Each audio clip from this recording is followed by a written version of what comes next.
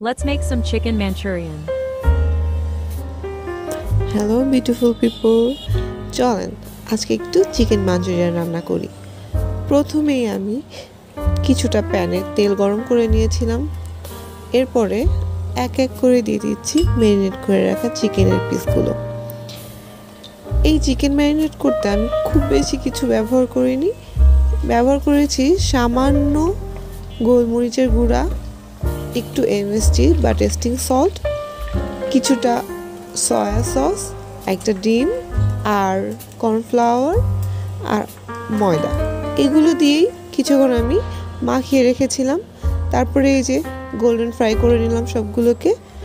এবার প্যানে আমি দিয়েছি কিছুটা রসুন কুচি আর দিয়ে দিব পেঁয়াজ কুচি। পেঁয়াজগুলো আসলে কুচি না, পেঁয়াজগুলো আমি একটু কিউব করে বড় বড় করে আলাদা করে নিয়েছি, খোসাগুলো আর কি এক একটা পার্ট আলাদা করে নিয়েছি। এবার কিছুটা ভেজে নিলাম। ভেজে নেওয়ার পরে এর মধ্যে আমি দিয়ে দিব গোলমরিচের গুঁড়া, আবার দিব কিছুটা এমএসজি বা টেস্টিং সল্ট দিয়ে এরপরে আমি অ্যাড করব সবুজ বেল পেপার বা ক্যাপসিকাম কালার এনহ্যান্স করার জন্য।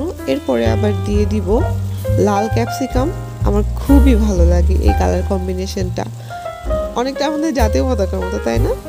এরপরে দিয়ে দিয়েছি কতগুলো মরিচগুলো আমি একটু বাঁকা করে হাফ ইঞ্চি লম্বা মতো করে কেটে নিয়েছি, আমার কাছে এইভাবে কাটতে ভালো লাগে।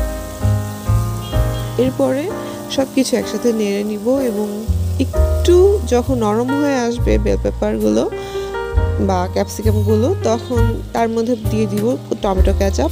আমি এখানে 2 টেবিল স্পুন মতো দিয়েছি।